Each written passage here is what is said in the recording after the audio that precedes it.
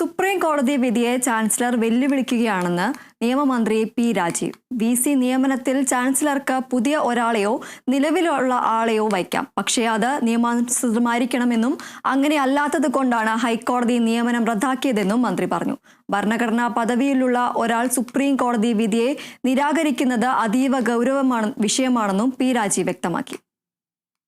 സർക്കാരിന്റെ പാനൽ തള്ളി എന്ന് പറയുന്നതിനേക്കാളും സുപ്രീം കോടതി വിധിയെ അതിന്റെ അന്തസ്സത്തെയും ചാൻസലർ പൂർണ്ണമായിട്ടും വെല്ലുവിളിച്ചിരിക്കുകയാണ്.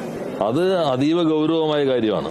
അപ്പൊ സുപ്രീം കോടതി വളരെ കൃത്യമായി പറഞ്ഞിരിക്കുന്നത് താൽക്കാലികമായി പുതിയൊരാളെയോ നിലവിലാളെയോ വയ്ക്കാം, പക്ഷേ ഈ രണ്ട് നിയമങ്ങൾക്കകത്ത വകുപ്പുകൾക്കനുസരിച്ചായിരിക്കണം. ഈ വകുപ്പുകൾക്കനുസരിച്ചല്ല നിയമനം എന്ന് കണ്ടെത്തിയിട്ടാണ് ഹൈക്കോടതി നേരത്തെയുള്ളത് റദ്ദാക്കിയത്.